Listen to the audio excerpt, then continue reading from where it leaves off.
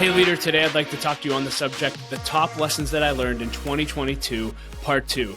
And if you haven't listened to part 1, I recorded the first part of this 2-part series 2 episodes ago in episode 355. And I specifically focused on the lessons that I learned when it comes to spiritual growth and character development. So again, a lot of great content there. Really encourage you to go back and listen to that. And today I'm going to be sharing with you lessons on marriage, lessons on parenting, lessons on money, and lessons on leadership. And so that'll be the focus of today's lesson. And just to remind you of context for how I get this lesson, every year at the end of the year, I do a year-end review. It's a practice I've been doing now for almost 20 years, and it's something that we encourage every leader to do. It's so beneficial. And at the end of each year, I take a few days, and I basically extract every lesson that I can by looking through my journals, looking through my photos, looking through my calendar, and I type it up in a year-end summary, my year-end report. And then I look through that, and I basically say, okay, what were the biggest lessons that I learned out of everything that I learned last year? And then I write them down by category, and then I share them here on the podcast, which is such a useful exercise because it allows me to not only rethink through them, but it allows me to teach them to you. And sometimes one of the best ways that we can learn is by actually teaching others. So I want to encourage you. That's why I started doing a podcast with personal lessons. I wanted to have a platform to be able to share what I was learning with you. And so that's how I got there. If you've never done a year-end review, I would say it's not too late to do it for 2022. I recorded an episode a few episodes back called How to Do a Year-End Review, and I literally walk you through my process step by step for doing one. So I really encourage you to check that out, and there's a free template for you to do that. There's an ebook as well, and so lots of resources when it comes to doing year-end reviews.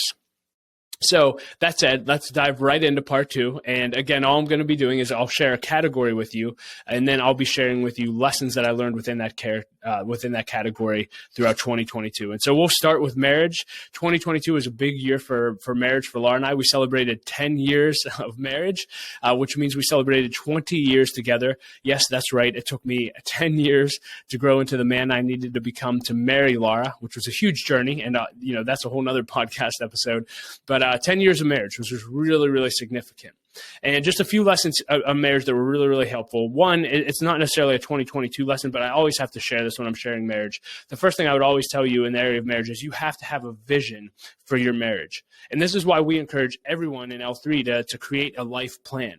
And again, a life plan is just where you go away for a few days and you take some time and think about, at the end of your life, what do you want each area of your life to look like at the end? And so specifically in the area of marriage, what do I want my marriage to look like with Laura when I'm at the end of my life? Do I want to have us celebrate 50 plus years of marriage?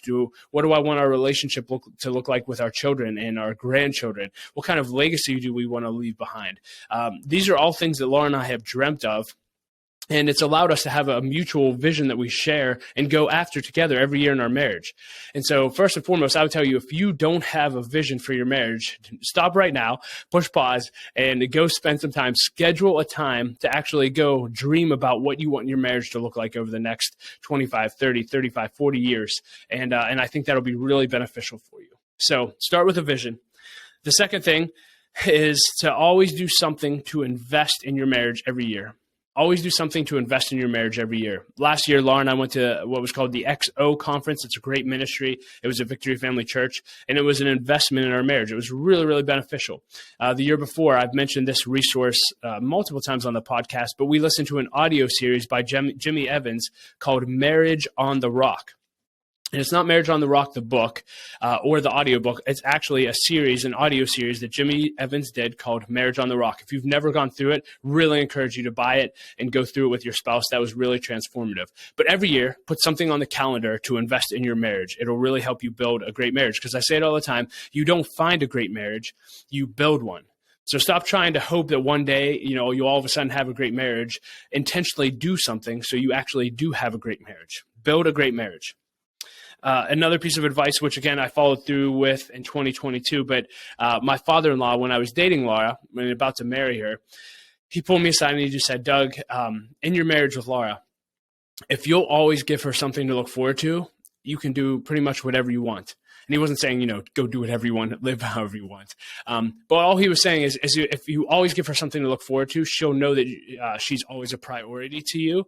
And so she won't question whether or not you're putting other things ahead of her. And so one of my goals every single year is to have something each month for us to look forward to as a couple. And that has served us really, really well. So always have something to look forward to. Here's a few quotes that I've really loved that impacted me in 2022 in marriage. Jimmy Evans, who was at the XO conference, he said this. He said, "Your marriage is more important than staying connected with your phone." Your marriage is more important than staying connected with your phone. That was huge, right? I don't know about you. I have a tendency to look at my phone a lot. And so it's just a constant reminder. I just keep that quote in front of me to put my phone down and connect with my spouse when it seems like it would be easier to just keep looking at my phone. And again, it's just something we need to be aware of. And when we are, we can call each other out on, hey, let's put down our phones. It's not phone time. It's friend time or marriage time. That was huge. Jimmy Evans said, ask your wife this question, or your spouse, and this was huge. He said, always ask, is there anything I'm doing that bothers you? Is there anything I'm doing that bothers you? And so Laura and I have asked that in every single family team meeting that we have every week. We ask that at our year in review dinner, and it just allows us, if there's anything that we're frustrated with in marriage, it allows us to put that on the table and instantly deal with that issue, and that's been huge. So I encourage you to ask that. This was a fun one. I had the opportunity to have breakfast with Horst Schultz, the founder of the Ritz-Carlton, and I think he's 84 years old. I think he's been married for 50 years, something crazy. He's had a really phenomenal marriage. And so we were asking him questions, and I said, what marriage advice do you have for the marriage that you've had? And, he's in the hotel industry, and his response was so good. He said, here's my advice on marriage. Know what your customer wants, create processes for what the customer wants, and continuously improve. And obviously, in this case, your customer is your spouse. So know what your spouse wants, create processes for what your spouse wants, and continuously improve. And the reality is, if you do those three things in your marriage, you'll have a thriving marriage. And then the last quote I'll share in the section of marriages, Mark Driscoll at the conference said, your standard of beauty once you get married is your spouse. That was just so good. Your standard of beauty when you're married is your spouse. And man, just a great quote to keep in front of you. It's like, man, my wife is my standard of beauty, and she is absolutely gorgeous. So thank you, Jesus. So those are some things on marriage. Second category I want to talk to is about is parenting. So we now are a family team of 6. We just had our 4th child in December, which is wild. And so obviously parenting is a big thing that we focus on growing in. And a couple of resources that I always want to encourage you to read. One is a book called Raising Passionate Jesus Followers by Phil and Diane Comer. One of the best parenting books we've read. We continually go through that for advice. The second one is Family Teams. There's a ministry called Family Teams. And if you just go to familyteams.org, you can read all of their work. And then I actually don't know the book off the top of my head, and it actually just came out this year. I haven't read it yet, but I've listened to a few podcasts. But Andy Stanley and his wife just wrote a book on parenting, and the content that I've heard them share, at least on podcasts, has been phenomenal. So I think that'll be a really big one as well. So those are some resources for you. But as far as lessons learned, I had a pastor share at a retreat. His name was Peter DeFinn. He said, always get your kids serving.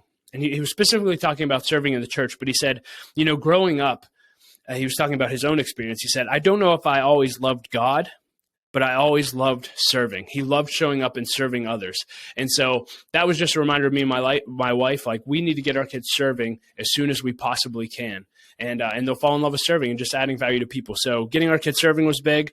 Number 2 was date your kids. Peter DeFinn said this as well. He said, you need to put 15 to 20 minutes a day in your calendar where you're connecting with your kids, and then weekly dates with your kids where you're spending time with them. And he said, put this in your calendar and schedule it and prioritize it. And he said, don't be ashamed of putting your family on your calendar. If you lose your family, you'll lose your organization. And man, that was just such an awesome thing. Just a reminder of, I need to put my kids in my calendar every single day. If you can connect with each one of your kids 15 minutes a day, that's going to go such a long way in the long term. And if you'll individually date your kids on a weekly basis, I'm telling you, you're going to be leaps and bounds ahead of where you would be if you didn't do those things. And so schedule time with your family. And again, just always the constant reminder. I read a book by David Green, the founder of Hobby Lobby, and he just said this. He said, no career is more important than your children knowing and serving God.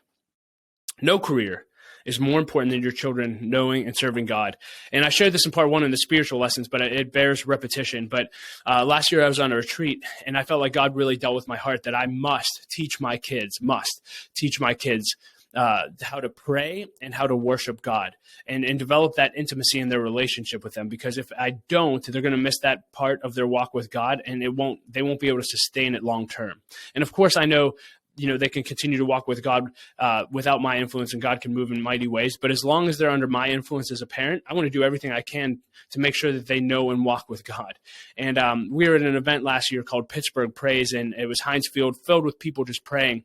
And one of my friend, John Paul, his daughter, I think she's 11 years old, she prayed literally over a stadium. She prayed over children, and I recorded it. I watch it all the time. It was one of the most inspiring prayers. And I just thought, man, if I could have my kids have that kind of prayer life where they're praying over kids in our nation, it was so powerful. Like, man, that is all I desire for my kids. And so we've really tried to make that a focus of our family, is worship and prayer over the last year. And we're certainly not perfect, but just to share a win that I thought was just so cute. Our 4.5-year-old Sophia, the other day, we were watching America's Got Talent.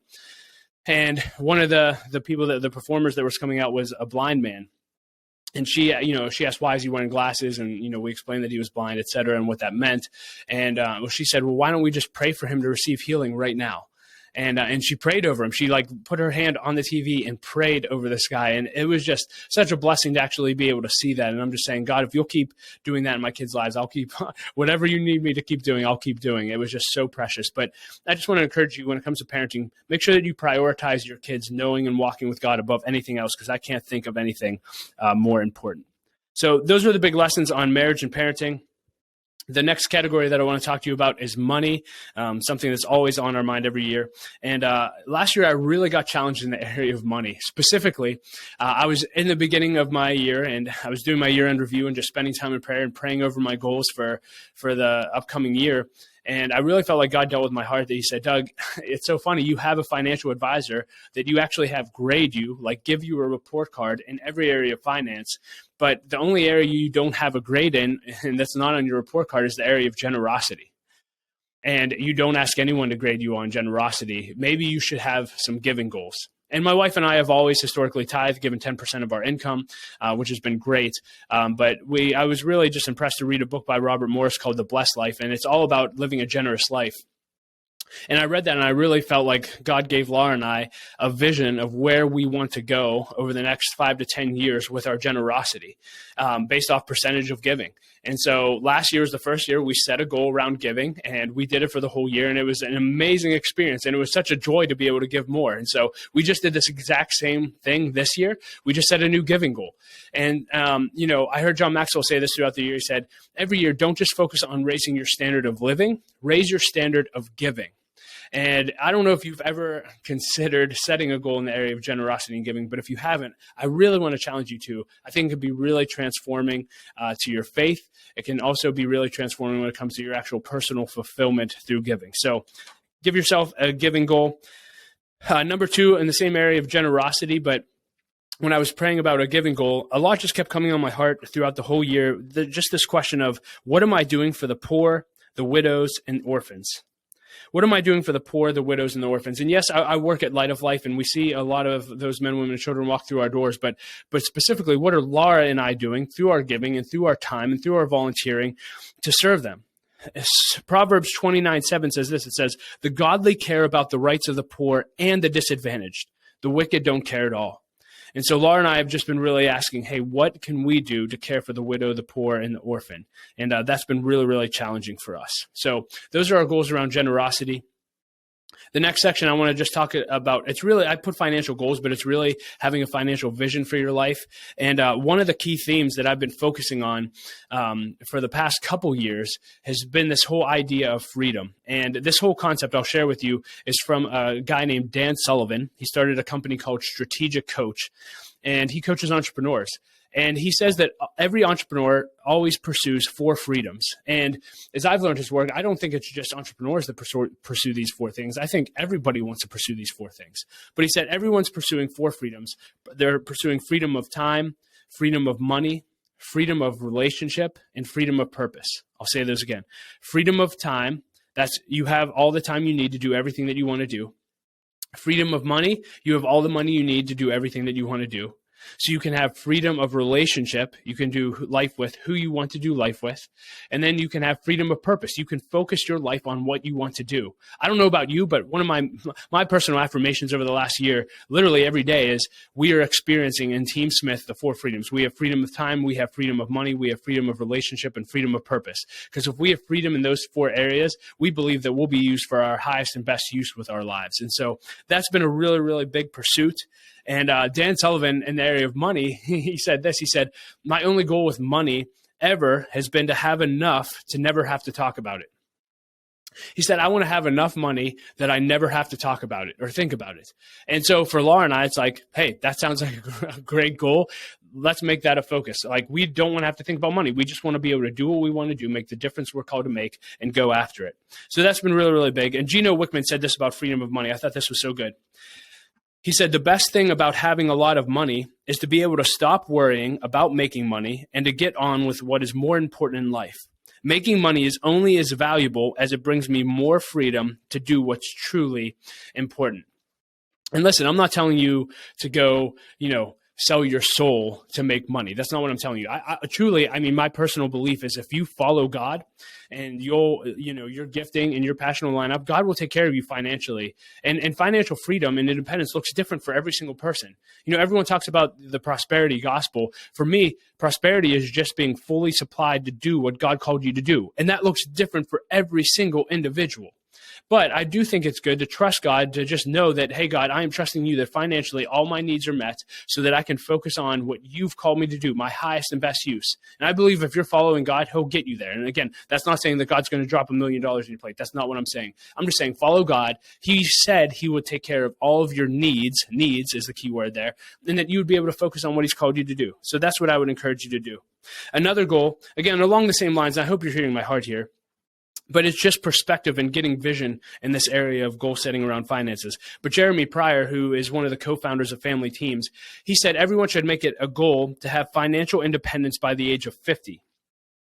Because he said, when you have grandchildren, you want to have the freedom to help raise them, et cetera. So in other words, he's saying you don't want to be tied down to a job when you start having grandchildren in your 50s and 60s. You want to be free. So what are you doing now? And again, I really encourage you, if you've never gone through Financial Peace University with Dave Ramsey, he'll really teach you a lot about getting freed up in your finances.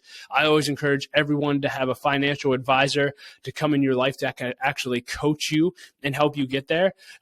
Man, those two, financial peace and having financial advisors, have really helped Laura and I go a long way that we could have never gone on our own by giving us a plan to actually execute in the area of our finances with a hope and a vision that one day we'll be financially independent and, again, have freedom of time, money, relationship, and purpose. So that was a lot, but I hope that's helpful. Another resource along these lines that was probably the best book that I read in 2022 was a book called Die with Zero by Bill Perkins. And here's a quote from it. It basically sums up the book. He said, people often talk about saving for retirement, but there are fewer conversations about saving for excellent and memorable life experiences that need to happen much sooner. And why this book impacted me so deeply is because, one, I'm an Enneagram 7 and I have bucket lists and there's a lot I want to do right now. But two, his whole point is, man, so many times a lot of people save way too much money for retirement, money that they're never going to use. And they hold off having experiences today because they want to save more for retirement. And I've shared the story before, but I had a donor tell me once who lost his wife in his early 60s, Doug, if there's any trips that you want to go on with your family, if there's anything that you want to do it now. My wife and I saved our whole career that we could travel in our 60s and when we get older, and now she's not here and I don't have that opportunity. And he was in tears. And I don't know about you, but I don't want that to be my story. And so I'm not telling you to spend all your money and not be wise. You need to invest for your future. But are there experiences that you could be having now that you're just saying, oh, I don't know if we can do that because I need to put more away? Like, live in the now too. Have fun now. Go on the trip now. Make the memories now. Because his whole point is you're going to retire on your memories. Because the things that you're able to do in your 30s and 40s and 50s is way different than what you can do in your 60s, 70s, and 80s. And the same thing when it comes to your desire for what you want to do. That's all going to change. And so live it up now just as much as you're going to live it up then. And again, that book is called Die with Zero. The next thing on the financial end was just very simple. Be grateful for everything. Be grateful for everything. I shared the story on social media, but I was having a meal with one of our clients at Light of Life, and he was a newer client. And one thing we do for our men and women that we serve every year is we offer them, we ask them to make a Christmas wish list of items that they'd want for Christmas, and then we have families adopt them and get them Christmas presents. And so the program manager came over and he said, "Hey, I haven't gotten your Christmas list yet. Like, you need to make a list of things that you want." And here's this guy that's literally homeless, sitting next to us, has nothing, and he just looked at me and said, like, that's gonna be really hard. I really can't. I have pretty much everything I need. I can't think of anything I want. If anything, maybe I should ask some of the other guys in the program what they want, and I can put their wants on my list and give it to them. And man, I'm trying to hold back the tears, and I just thought, man, I have so much to be grateful for, and I have way more than I need, and just that contentment. Just be content and be grateful for everything you have. So many times we get just focused on what we don't have and what's next, but you have enough. Just be grateful and content with what you have. That was such a powerful lesson. And then the last thing I'll share on finances was last year, and similar lesson, but last year we bought our dream house. Which was such a blessing. And there was a few lessons when it came to buying our dream house. One, it took us 10 years to get there. Okay. Laura and I started off in an apartment for 3 years. Then we lived in a townhouse for 7 years. And literally we were looking for a house for 4 or 5 years, trying to find this house that we can move into and raise our family into once we started outgrowing the townhouse. And it was so funny. We were very specific on where we wanted to live and what kind of house we wanted, and probably a little too specific. And it was so funny. As soon as I opened up and just said, God, where do you want us to live? And I should say we both opened up. But where do you want us to live? We're open to go anywhere. Hey, we thought we'd want to live in this area, but what do you want to do? And so we opened up our options. And literally, as soon as we did that, as soon as we looked in some other areas, we actually felt like, hey, we actually love the neighborhood that we're in. I wonder if there's anything there.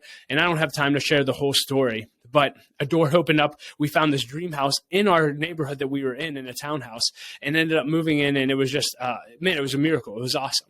And so a few lessons that came out of that is just one, I would just tell you that having a house or your dream house won't make you happy. I wrote a blog post a long time ago called How Buying a House Changed Our Life. And the answer was it didn't. It didn't change our life. Nothing changes. Again, you don't find a great life, you build one. You don't all of a sudden have a great life because you have a great house. You have a great life because you've built a great life. So stop thinking that once you get that house, or once you go on that vacation, or once you have X, that you'll have a great life. It's not true.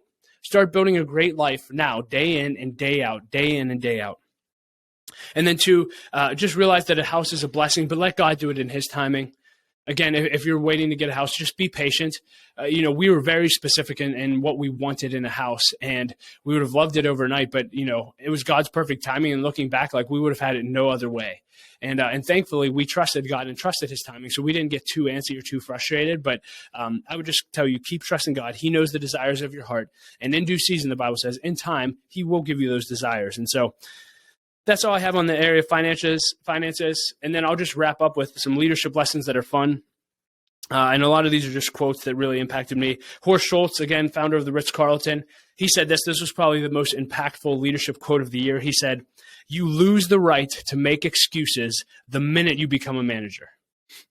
You lose the right to make excuses the minute you become a manager. And the more I've grown in leadership, the more impatient I've grown with excuses, both personally when I make excuses and when others make it. It's like, hey, let's deal with this. Let's find solutions, not excuses. This is huge. Andy Toll said this. He's the coach of Robert Morris's basketball team. He said this at the L3 One Day Conference. He said, sometimes being the leader sucks. Sometimes being the leader sucks. And I think this has been a reoccurring theme. If you go back and listen to the top lessons, every year I've had some kind of quote that was similar. That, when you're a young leader, you think, oh, if I just was the leader, I'd have influence, I have power, I have the stage, all these things. And you think of all these perks, but there's a whole side of leadership that's very, very painful that you don't see. And a lot of times, there are great things to being a leader, but there's also a lot of things that suck being the leader. And so just realize that that's always going to be reality in leadership. Rick Warren said this. This was really good. If you want to call the shots, you have to be able and willing to take the shots. Ooh, come on. If you want to call the shots, you have to be able and willing to take the shots. If you're in leadership, you are going to take hits. It's just a reality. So if you want leadership, just know that you're going to take them, and pain will be a reality in your life. Gino Wickman said this. I thought this was so good. He said, if you're a leader, and you are if you're listening to this, if you're a leader, you're in a rare position. Only a small percentage of the population has your opportunity. And you're an even rarer air if you're developing leaders. And I just thought that was so good. I think so many times we just presume leadership and just take it for granted, but it's a rare gift. And we're in rare air if you're a leader. The reality is the majority of the people on the planet are not in leadership positions. They're not leaders. And so never take that for granted. Always take it seriously and just realize that you are a steward of a God-given gift called leadership. And we should take it seriously. And the last thing Gino Wickman said that impacted me, he said, the number one way to make an impact on this world is to create more leaders. I love that. The number one way to create, to have the biggest impact on this world is to create more leaders. And to be honest with you, that's exactly why I'm doing this podcast. It's why I started this podcast. It's why I started L3 Leadership, because I want to influence leaders who are going to go on and influence other leaders. And I believe if we can influence leaders, we can change the world. And that is part of my why. That's part of why I wake up. That's part of my freedom of purpose. I just want to add value to leaders. And so thank you for being one of those leaders listening to this. I hope this lesson added value to your life. And again, I'd love to hear some of your top lessons from 2022. So feel free to email those to me at dougsmith@l3leadership.org. And that's all I have for you. So hope your 2023 is off to a great start. And I love you, and I'll talk to you next episode.